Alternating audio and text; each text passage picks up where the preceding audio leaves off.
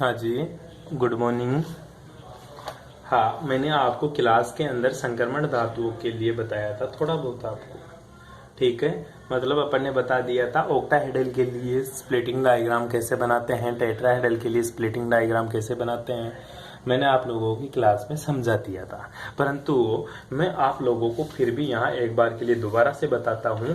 संक्रमण धातु संकुलों में धातु लिगेंड बंधन, ठीक है, तेरी यूनिट है मेरे भाई, यूनिट है सेकेंड। ठीक है, यूनिट कौन सी है तेरी गुरुजी? यूनिट है सेकेंड इनऑर्गेनिक केमिस्ट्री। यूनिट है सेकेंड इनऑर्गेनिक केमिस्ट्री में यूनिट का जो नाम है metal ligand bonding in transition metal complex. क्या है? Metal ligand bonding in transition metal complex. ठीक है, तो इसको बोल सकते हैं संक्रमण धातु संकुलों में धातु लिगेंड बंधन। संक्रमण धातु संकुलों में,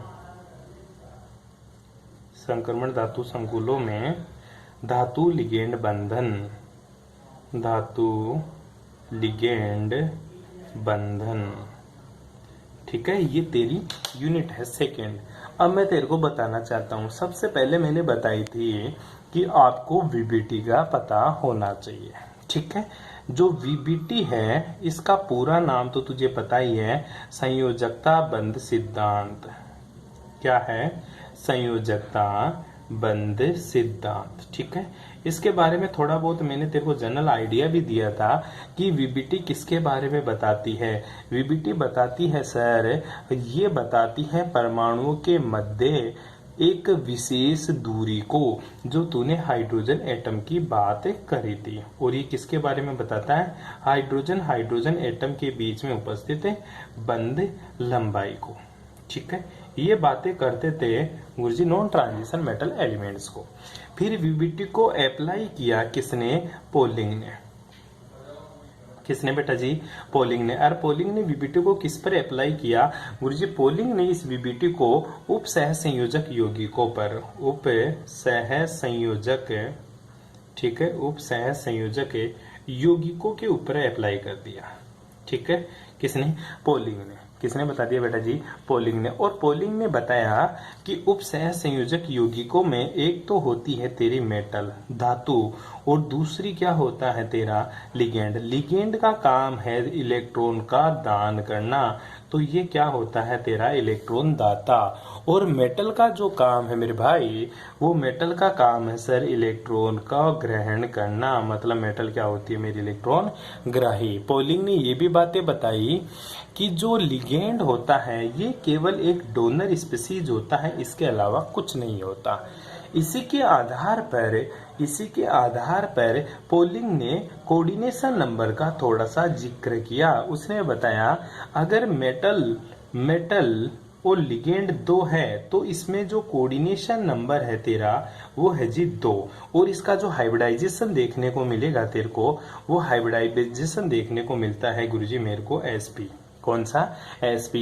और जो इसकी ज्योमेट्री होगी, ठीक है, वो जो ज्योमेट्री होगी वो कैसी मिलती है गुरुजी? रेखीय। कैसी मिलती है बेटा? रेखीय। वही बातें हैं सिंपल सी। दूसरा इसने कॉम्प्लेक्स लिया ml3। ठीक है, तो इसकी जो कोऑर्डिनेशन नंबर है समन्वय संख्या 3 थी, इसका जो हाइब्रिडाइजेशन sp2 देखने को मिला, और इसकी जो संरचना या ज्योमेट्री देखने को मिली वो देखने को मिली तेरे को त्रिभुजीय समतलीय। ठीक है, ये ज्योमेट्री देखने को मिली। इसी प्रकार इसने कोऑर्डिनेशन नंबर 4 की बात करी ml4, जिसकी कोऑर्डिनेशन नंबर कितनी है? 4। और इसमें हाइब्रिडाइजेशन इसने बताया sp3। क्या बताया? sp3। जो sp3 है बेटा, इसकी जो ज्योमेट्री है वो है टेट्राहेड्रल, जिसको तू क्या बोलता है? चतुष्फलकीय। क्या बोलता है जिसको? चतुष्फलकीय। सिंपल सी है। इसी प्रकार गुरुजी एक ml4 और बताया जिसकी भी कोऑर्डिनेशन नंबर 4 बताई, लेकिन उसका हाइब्रिडाइजेशन थोड़ा अलग सा देखने को मिला। वो देखने को मिला तेरे को dsp2, ठीक है, या sp2d, या फिर sp2d हाइब्रिडाइजेशन देखने को मिला, जिसकी ज्योमेट्री उसने क्या बताई बेटा? वर्गाकार। क्या बताई उसने? वर्गाकार। इसी प्रकार इसने ml5 यूज किया, जिसकी कोऑर्डिनेशन नंबर इसने ली 5।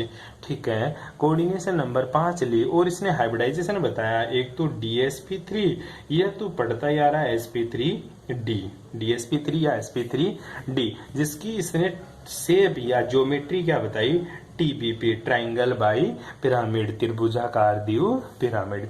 इसी प्रकार इसने एक कॉम्प्लेक्स और यूज किया Ml6, जिसकी कोऑर्डिनेशन नंबर इसने 6 बताई और इसका जो हाइब्रिडाइजेशन बताया उसने sp3d2, क्या बताया बेटा, sp3d2 या फिर d2sp3, यहाँ तक इसने बातें बताई। और इसकी जो स्ट्रक्चर बताई इसने ऑक्टाहेड्रल मतलब अष्टफल की इसने इसकी ज्योमेट्री बताई। बेटी बात समझ में, यहाँ तक की बातें किसने बताई जी, यहाँ तक की बातें सर पोलिंग ने बताई। इसके साथ ही पोलिंग ने और बातें बताई, क्या बताई कि ध्यान दीजिएगा जो मेटल और लिगेंड होता है उन दोनों के बीच में एक कोऑर्डिनेट बॉन्ड होता है। कौन सा बॉन्ड होता है बेटा, कोऑर्डिनेट बॉन्ड होता है। इस तरह से तेरी वीबीटी कुछ हद तक सफल रही पोलिंग के अनुसार।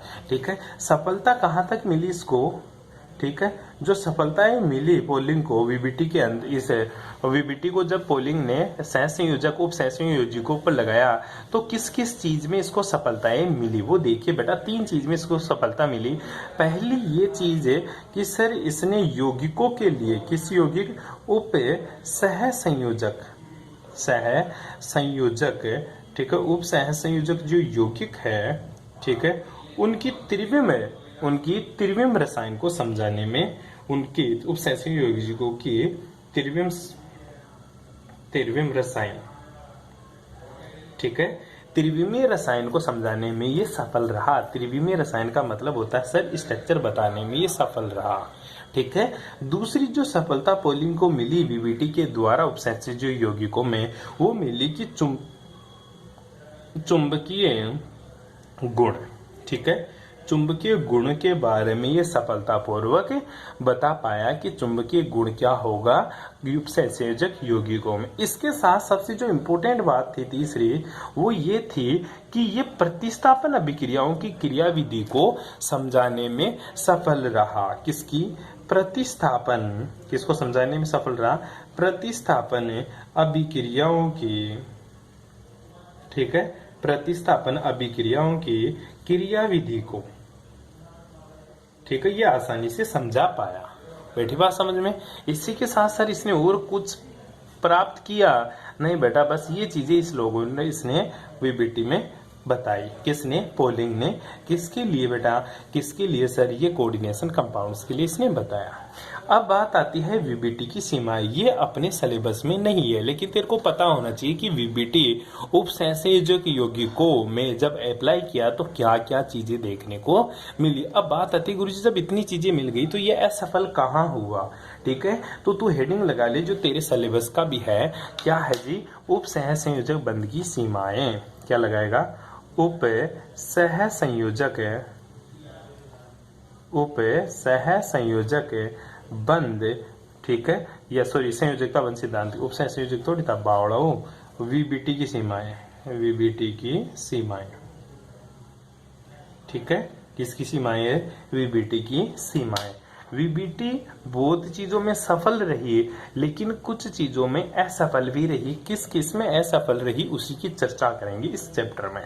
ठीक है, पहली जो असफलता थी वीबीटी की, मैंने तेरे को बता भी दिया कि वीबीटी संक्रमण धातु यौगिकों के रंगीन विलयन की व्याख्या नहीं कर पाई। किसकी बेटा, रंगीन विलयन की व्याख्या वीबीटी नहीं कर पाए। Coloured solution of transition metal compounds does not described bye VBT. ठीक है, तो पहली जो इसकी सीमा थी वो संक्रमण धातु यौगिकों के रंगीन विलयन की, संक्रमण धातु यौगिकों के, संक्रमण धातु यौगिकों के रंगीन विलयन की व्याख्या नहीं कर पाई। ठीक है, इसके लिए आपको मैंने बताया था किसका एग्जाम्पल बेटा, गुरुजी मैंने बताया था आपको KMnO4 का। ठीक है, जिसमें अनपेड इलेक्ट्रॉन, क्या है, अनपेयर्ड इलेक्ट्रॉन गुरुजी अब्सेंट होते हैं, फिर भी ये यौगिक मेरा क्या होता है, कलर्ड होता है। वीबीटी इस चीज की व्याख्या नहीं कर पाई। दूसरी क्या बात थी सर? दूसरी थी, वो भी एक इंटरेस्टिंग व्याख्या थी। क्या गुरुजी? अवशोषण स्पेक्ट्रम की। किसकी रे? अवशोषण स्पेक्ट्रम की।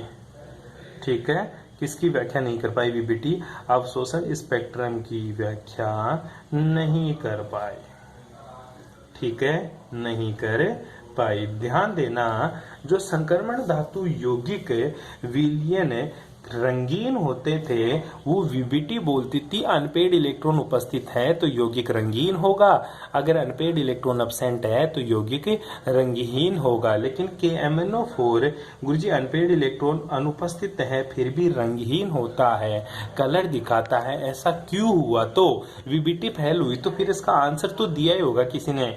ध्यान दे बेटा, अगर तेरा ट्रांजिशन फिक्स होता है, ठीक है, अगर मेरा KMnO4 जैसे यहाँ पड़ा उसका इलेक्ट्रॉन ये गया एक्साइटेड स्टेट में, उसके बाद में वापस आएगा ग्राउंड स्टेट में तो एक रेडिएशन छोड़ेगा। अगर उस रेडिएशन की एनर्जी दृश्य प्रकाश में है तो वह यौगिक रंगीन होता है, और अगर उस रेडिएशन की एनर्जी दृश्य प्रकाश के अलावा अन्य क्षेत्र में है तो वह यौगिक मेरा रंगहीन दिखाई देता है।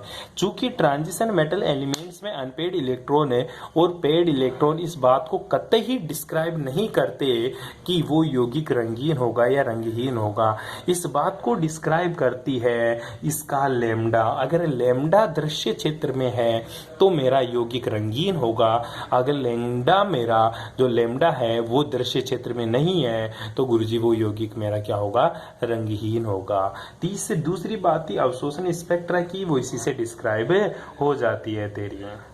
ठीक है, तीसरी जो बात थी वो बात थी संकुलों में चुंबकीय गुण तथा ज्यामिति। संकुलों में चुंबकीय गुण तथा ज्यामिति।